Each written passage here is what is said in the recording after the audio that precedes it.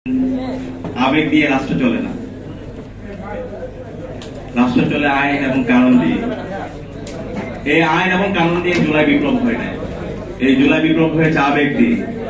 জুলাই বিপ্লবের যে মূল উদ্দেশ্য ছিল, যেটা এক দফার ঘোষণায় ঘোষিত হয়েছে, ফ্যাসিবাদী রাষ্ট্র কাঠামোকে ভেঙে নতুন রাজনৈতিক সংস্কৃতি বিনির্মাণ করা, নতুন পলিটিক্যাল কালচার ডেভেলপ করা। গত 16 বছরে আমরা যে ফ্যাসিবাদী কাঠামোর মধ্যে দিয়ে গিয়েছিলাম, আমাদের যে ফ্যাসিবাদী যে সংবিধান ছিল, সেই সংবিধান আমাদের গুম খুন আইনাগরের বৈধতা দিয়েছে। সেই সংবিধান আমাদের বিচারিক হত্যাকাণ্ড এবং বিচার বহির্ভূত হত্যাকাণ্ডের বৈধতা দিয়েছে। সেই সংবিধান আমাদের ক্যাম্পাসগুলোতে শিক্ষার্থীদের উপর নির্যাতন নিপীড়নের বৈধতা দিয়েছে। ইসলামী ছাত্র শিবিরের উপর ইতিহাসের বড় পরিচিত হামলা মামলার বৈধতা দিয়েছে।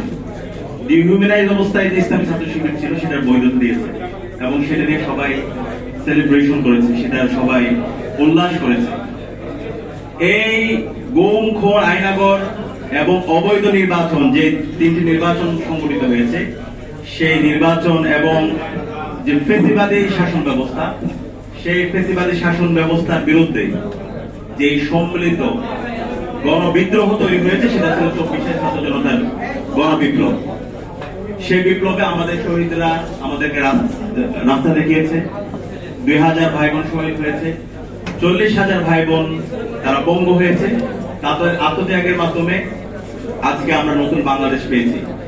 এই জুলাই বিপ্লব পরবর্তী আমাদের যে মূল আকাঙ্ক্ষা ছিল, সে আকাঙ্ক্ষা হচ্ছে একটা নতুন রাজনৈতিক সংস্কৃতি বিনির্মাণ করা, আমাদের এই রাষ্ট্রকে নতুন ভাবে পুনর্গঠন করা এবং 72-এর যে ফ্যাসিবাদী সংবিধান আছে, সেই সংবিধানের সংস্কার করা।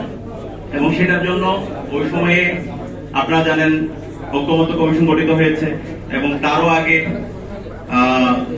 11টি কমিশন গঠিত হয়েছে, যারা সুপারিশ দিয়েছে। এবং সেই সুপারিশের উপর ভিত্তি করে ঐক্যমত্য কমিশনের সকল রাজনৈতিক দলগুলো তারা গিয়েছে, তারা মতামত দিয়েছে।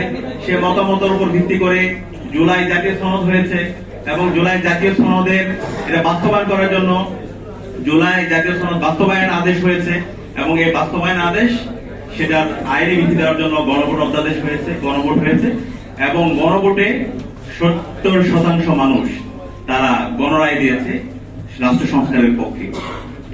কিন্তু আজকে আমরা হতাশ হচ্ছে, আমরা অবাক হচ্ছে যে রাজনৈতিক দল এই ঐক্যমত্য কমিশনে তারা রাষ্ট্র সংস্কারের কথা বলেছে, তারা বলেছে তারাও ফ্যাসিবাদী রাষ্ট্র ব্যবস্থা চায় না এবং তারা এর আগেও 31 দফা দিয়েছে। সে 31 দফায় প্রথম দফায় তারা বলেছে তারা সংবিধান সংস্কার পরিষদ করবে, তারা বিচার বিভাগের স্বাধীনতা দিবে, তারা সাংবিধানিক যে প্রতিষ্ঠানগুলো আছে সেই প্রতিষ্ঠানগুলোর তারা স্বাধীনতা দিবে। কিন্তু আজকে আমরা তাদের বিচারিতামূলক রাজনীতি দেখতে পাচ্ছি, আমরা তাদের প্রতারণার রাজনীতি দেখতে পাচ্ছি, যেটা আমরা বিগত সময়ে তাদের প্রতিষ্ঠার পর থেকে আমরা সেই রাজনীতি দেখতে পেয়েছি। আমরা মনে করেছিলাম এই জুলাই বিপ্লবের মাধ্যমে তাদের সংশোধন হবে, এই জুলাই বিপ্লবের মাধ্যমে তারা ইতিহাস থেকে শিক্ষা নেবে।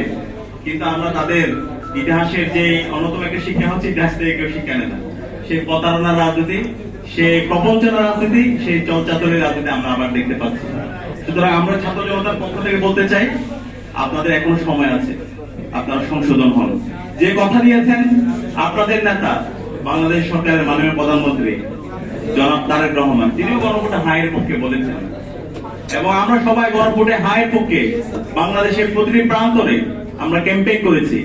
এবং সালাউদ্দিন সাহেব যখন বলেন এই গণভোটের যে 4টা প্রশ্ন ছিল, সেটা নাকি ওনার বুঝতে অনেক সময় লেগেছে। ওনার বুঝতে যদি অনেক সময় লাগে, তাহলে আমি মনে করি উনি স্বরাষ্ট্রমন্ত্রী হওয়ার যোগ্য না, উনি বাংলাদেশের কোনো মন্ত্রী হওয়ার যোগ্য না, এমপি হওয়ার যোগ্য না।